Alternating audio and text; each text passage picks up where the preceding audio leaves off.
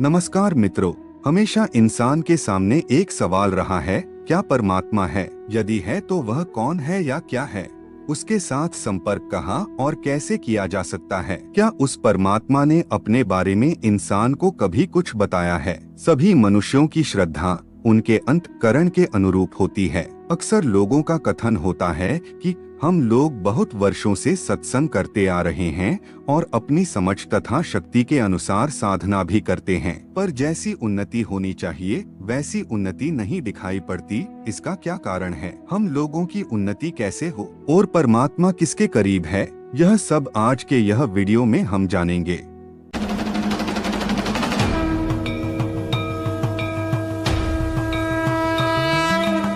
सबसे पहले हम जानेंगे कि आत्मा क्या है और परमात्मा क्या है। आत्मा और परमात्मा दोनों ही भौतिक पदार्थ नहीं हैं। इन्हें आँख से देखा नहीं जा सकता, कान से सुना नहीं जा सकता, नाक से सूंघा नहीं जा सकता, जिभ से चखा नहीं जा सकता, त्वचा से छुआ नहीं जा सकता। परमात्मा एक है, अनेक नहीं। ब्रह्मा, विष्णु, महेश आदि उसी एक ईश्वर के नाम हैं। एकं सद विप्रा बहुधा वदन्ति, अर्थात एक ही परमात्मा शक्ति को विद्वान लोग अनेक नामों से पुकारते हैं। संसार में जीवधारी प्राणी अनंत हैं, इसलिए आत्माएं भी अनंत हैं। न्याय दर्शन के अनुसार ज्ञान, प्रयत्न, इच्छा, द्वेष, सुख और दुख ये 6 गुण जिसमें हैं, उसमें आत्मा है। ज्ञान और प्रयत्न आत्मा के स्वाभाविक गुण हैं, बाकी 4 गुण इसमें शरीर के मेल से आते हैं। आत्मा की उपस्थिति के कारण ही यह शरीर प्रकाशित है, नहीं तो मुर्दा अप्रकाशित और अपवित्र है। यह संसार भी परमात्मा की विद्यमानता के कारण ही प्रकाशित है। प्राचीन वैदिक युग के महान ऋषियों ने कहा है कि 3 वस्तुएं संसार में बहुमूल्य और दुर्लभ हैं, जो किसी इंसान को सौभाग्यवश परमात्मा की कृपा से प्राप्त होती हैं।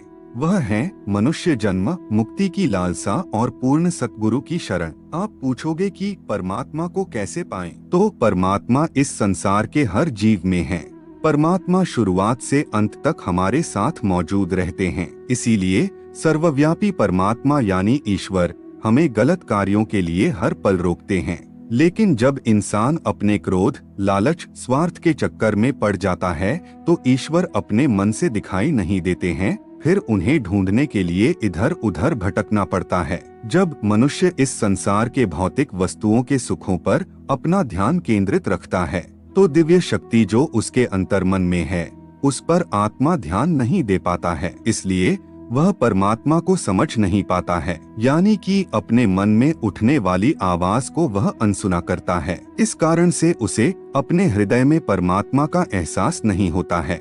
वास्तव में हमारी जो चेतना है यानी गति, क्रिया करना, उठना बैठना आदि यानी हमारे शरीर का संचालन ईश्वर की मर्जी से ही होता है।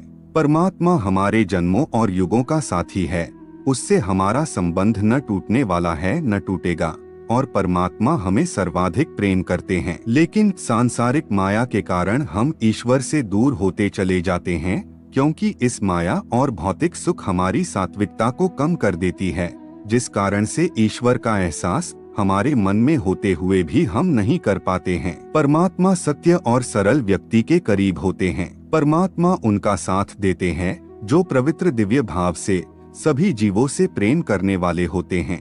वासना में डूबे लोग, बहुत क्रोध करने वाले, लालची, स्वार्थी, अपवित्र, अहंकारी लोगों में दोष होता है। इस कारण से यह लोग परमात्मा को अनुभव नहीं कर पाते हैं। जब तक अपनी इन बुराइयों से दूर नहीं निकलते हैं तब तक आप इस शक्ति को पहचान नहीं पाते हैं। सर्वव्यापी परमात्मा को पाने के लिए सरल और पवित्र मन होना जरूरी है। तो कई लोग पूछेंगे कि क्या परमात्मा को किसी ने देखा है और वो कैसे दिखते हैं? तो सर्वव्यापी ईश्वर का कोई आकार नहीं है, परंतु मनुष्य परमात्मा को अपने अंदर महसूस कर सकता है और उनकी शक्तियों को समझ सकता है।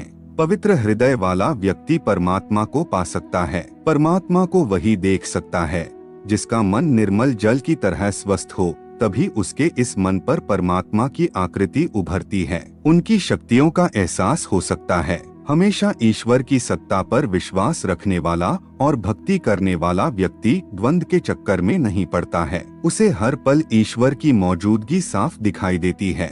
जो यह प्रस्तुति आपको पसंद आई है तो वेदवान